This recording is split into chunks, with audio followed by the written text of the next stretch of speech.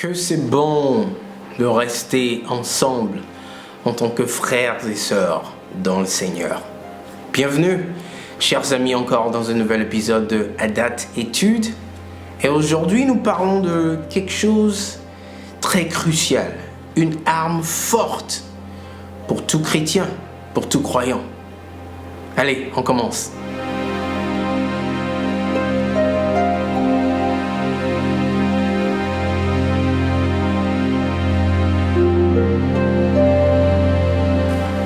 Une fois de plus, bienvenue dans une toute nouvelle émission, une toute nouvelle vidéo de Adat Études. Et nous allons nous intéresser à un thème très important pour tout chrétien en tout cas. Et aujourd'hui, nous parlons de, bien entendu, la prière dans la vie du chrétien. Une fois de plus, notre thème, c'est la prière dans la vie du chrétien. Alors, prier, c'est très important. Prier, comme vous le savez, c'est communiquer avec Dieu. Prier, c'est faire connaître ses besoins, ses supplications au Seigneur. Prier fait beaucoup de choses. Et un chrétien ne peut pas vivre sans prier. Alors, nous allons toucher à quelques points pour vraiment comprendre la place de la prière dans la vie du chrétien.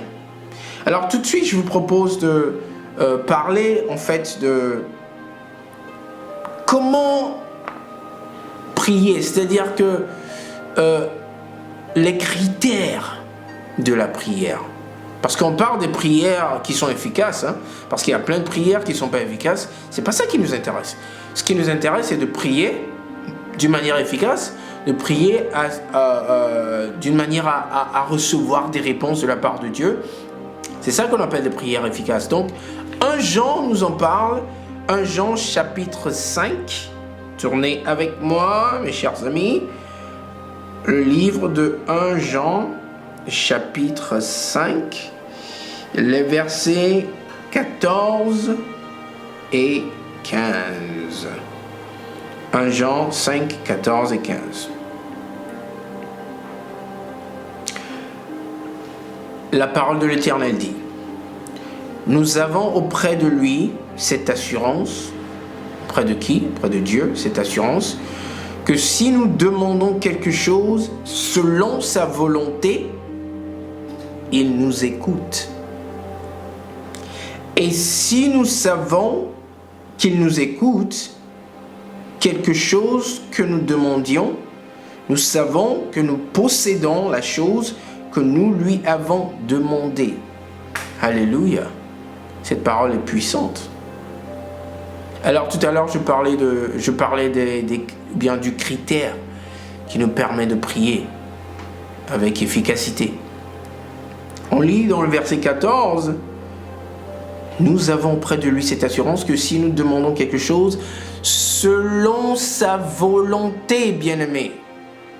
Alors tout de suite, nous comprenons que prier d'une manière effective veut dire demander ce qu'on aimerait demander au Seigneur, mais selon sa volonté.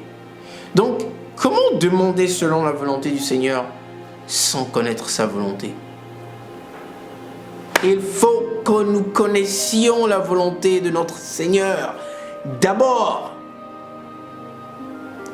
Et une fois que nous connaissons sa volonté, nous pouvons nous assurer que nous demandons, bien nous prions et nous demandons des choses selon sa volonté.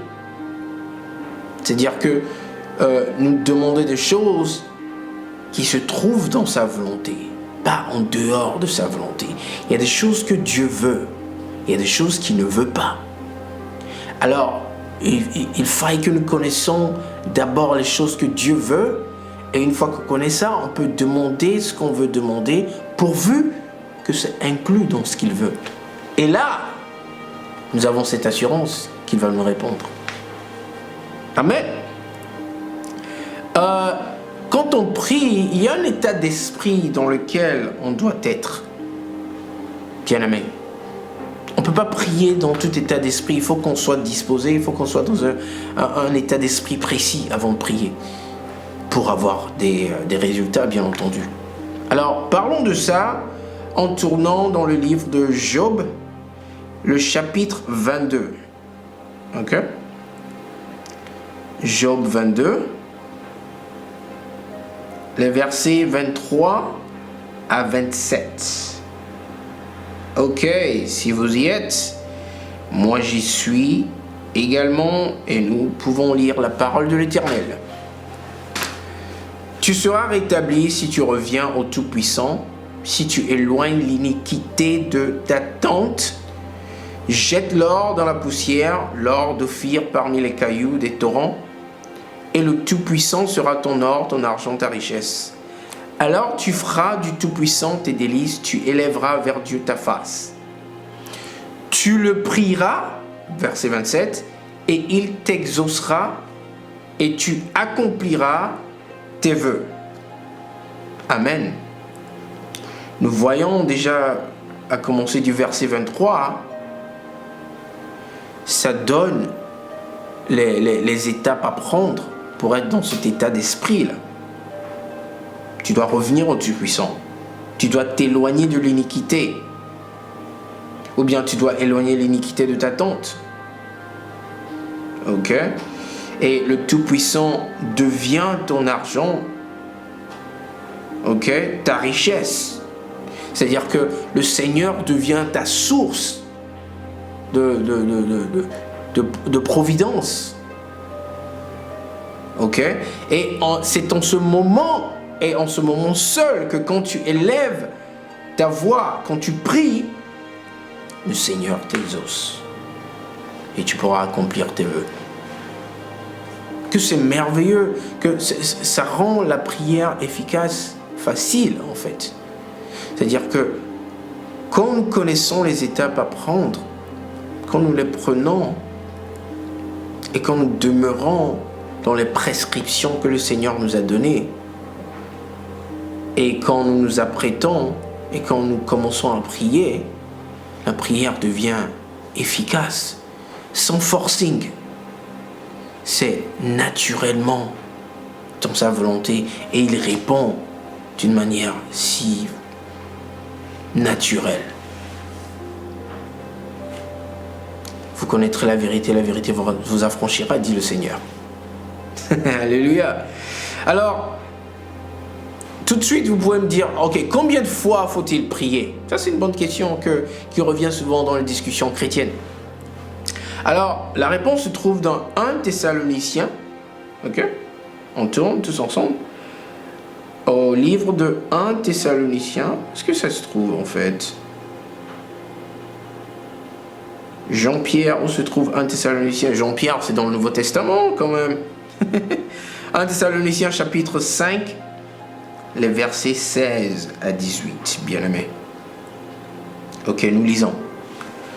Soyez toujours joyeux, priez sans cesse, rendez grâce en toutes choses, car c'est à votre égard la volonté de Dieu en Jésus-Christ. Combien de fois faut-il prier? Verset 17. Priez sans cesse. Alors, c'est combien de fois sans cesse? C'est une fois, 5 fois, 10 fois, 15 fois. C'est tout le temps. Ça ne s'arrête pas. Priez sans cesse. N'oubliez pas, quand on prie, on communique avec Dieu. On parle avec Dieu. Est-ce que vous comptez combien de fois vous parlez à votre épouse, à votre mari, à votre mère, à votre père, à votre frère, à votre soeur? Ça ne se compte pas. Oh, je t'ai parlé 5 fois aujourd'hui, donc je ne te parle plus. Demain, je vais te parler. Ou bien, toi, je t'ai déjà parlé 10 fois, c'est trop aujourd'hui. Donc, je vais te parler demain encore. Non. On se parle à tout bout de champ, sans cesse. Eh bien, c'est pareil, parce que le Seigneur, il est notre Père. C'est notre Seigneur. Donc, on communique avec lui sans cesse. Il faut prier sans cesse. Alléluia. J'espère que vous êtes en train de recevoir quelque chose dans la vidéo d'aujourd'hui. Et j'aimerais toucher un dernier point aujourd'hui qui est comment prier. Alors nous avons parlé de prier selon la volonté de Dieu. Nous avons parlé de l'état d'esprit dans lequel il faut être pour prier. Nous avons parlé de combien de fois faut-il prier. Et maintenant, il faut qu'on parle de comment prier. Si on ne sait pas prier, on ne sait pas quoi dire, ben pourquoi pas parler de comment exactement prier? C'est ça qu'il faut savoir. De sorte à ce que nous puissions prier et avoir des résultats, il faut savoir comment exactement prier. Alors, pour répondre à cette question, nous allons entendre notre Seigneur et Sauveur, Jésus-Christ de Nazareth, nous enseigner la prière dans le livre de Luc, chapitre 11, les versets 1 à 3. Bien-aimés, Luc chapitre 11, les versets 1 à 3. Et nous lisons la parole de l'Éternel. Jésus priait un jour en un certain lieu. Lorsqu'il eut achevé, un de ses disciples lui dit, « Seigneur, enseigne-nous à prier comme Jean l'a enseigné à ses disciples. » Il leur dit, « Quand vous priez, dites, « Père, que ton nom soit sanctifié, que ton règne vienne. Donne-nous chaque jour notre pain quotidien. » On va continuer de lire, ok? 4. Pardonne-nous nos péchés, car nous aussi nous pardonnons à quiconque nous offense, et ne nous induis pas en tentation. Ok? Nous allons nous arrêter là-bas. Ça, c'est un exemple merveilleux de comment prier. Donc, chers frères et sœurs, si vous ne savez pas prier, si c'est peut-être votre première fois ou c'est difficile pour vous de trouver vos mots, référez-vous à Luc 11, les versets 1 à 5. Lisez ça et voyez ce que le Saint-Esprit fait avec vous. Alors, il y a plein de clés qui sont renfermées dans cette prière que le Seigneur Jésus nous apprend, mais ça va prendre 3, 4, 5 épisodes pour en parler. Donc on va s'arrêter là pour se référer à cette prière, pour savoir un peu la formule de la prière. Merci beaucoup de votre attention aujourd'hui. J'espère que vous avez appris quelque chose. Ce fut un plaisir. Mon nom est Jean-Pierre Adjudi, au cas où j'ai oublié de le dire. Visitez-nous sur notre site internet, s'il vous plaît, et vous allez trouver plein d'autres vidéos, d'autres enseignements, d'autres choses que le Seigneur nous a données pour vous équiper afin que nous puissions marcher avec le Seigneur sur cette terre de la manière dont il désire. Merci beaucoup et on se retrouve dans un nouvel épisode très prochainement de Adat Études. Shalom les frères et sœurs.